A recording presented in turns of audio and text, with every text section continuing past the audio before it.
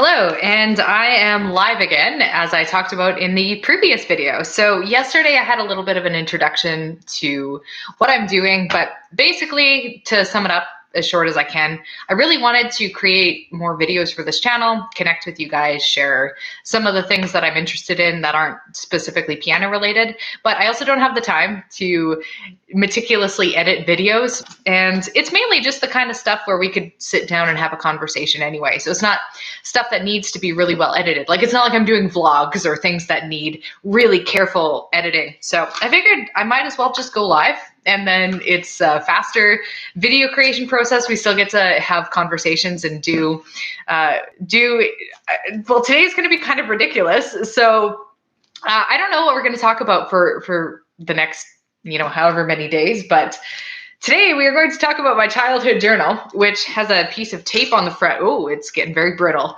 That says, okay, so first of all, this is a 1-year diary, but I did have a little note here that it's Allysia's forever diary, grade 3, 4, 5, 6, and then as many years as wanted. So I don't, it was not my forever diary. That is the spoiler alert. But I thought it would be kind of funny to maybe share some of the ridiculous things that I wrote when I was a small child. And I have one particular entry in mind that I really want to share with you guys. I just have to find the hot pink pen or marker.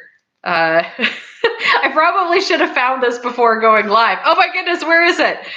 Pen or marker. I probably should have found this before going live. Oh my goodness, where is it? Oh, that's going to be sad if I can't find it. Sorry, you guys are watching. This is the risk of going live, right? So in 1996, when I was 10 years old, I started writing about my family's trip to Disneyland. Finally, the day came. We went to a restaurant to have breakfast. We took a bus to Disneyland. Here's a list of my rides today. Rockets, subways, roller coasters. Oh, I can't name them all. I go on, but I'm sure you don't need to hear the rest of it. I don't know why my writing style as a 10-year-old was like an old lady. Oh, oh, I found it. Okay, this is the one. This is the gem, you guys. So this was written in a very important year, 1998. Now, I don't know if you remember what happened in 1998, but if you don't, let me tell you. The movie Titanic was released. We could talk a lot about the movie Titanic, but instead, I'm going to read you. Whoa, my diary is totally falling apart. That's what happens when it's from the 90s.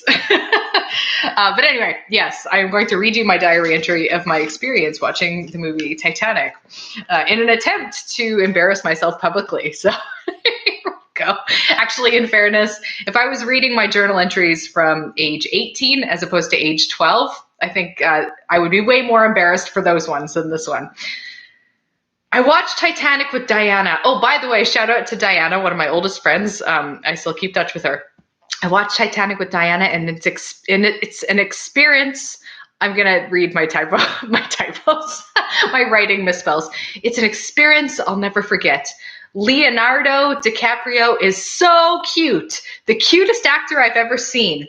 But it was gross when he saw Rose naked and drew her. I was so freaked at the end. I don't know why. It wasn't really scary. It was just sad. I cried very hard and I shook very bad. Oh, that's funny. Well, she kept her promise with Jack to not die from the ship, but to die old, warm in her bed. And she did. She went and met Jack again, and everyone who had died wafted their kiss. I missed many parts to explain, but I don't have any more room. Oh, God. Oh, lordy, that's a gem, you guys. Okay, a final thing that I'm going to share from my diary is some music lyrics, because even when I was a kid, I was writing lyrics. Oftentimes what I would do is I would take, well, I'll show you an example. I would basically write lyrics that were heavily based on pop lyrics. So I would use the syllable pattern or the rhyming scheme of like an existing, I don't know, Backstreet Boys song or something. And then I'd insert my own lyrics. And then the way I would write the melodies is with these like letters. So that would be like, letters on the keyboard, none of which I can really make sense of anymore. But a lot of them are pretty terrible because I was age, what is it, like 8 to 10 or 8 to 12. So cut me a little bit of slack, but let me see if I can find. Logan is so cute, like Taylor and Aaron, and I want to kiss them 1,000,000 times. Just had to stop and read that one. Oh dear. Okay, let's see if I can find you guys a lyric though. I actually remember this one, but you can see that I clearly had a really strong early 90s diva kick with my lyric writing. I will fight till the end of history. With might, I will solve mystery. Hold on tight to end my misery. For our love will find its way. Why was I writing about love? I was 8.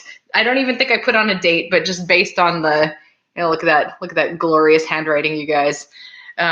Actually, not much has changed. My handwriting still pretty much looks like that. Yeah, but a lot of love songs, which was obviously subject material way over my head.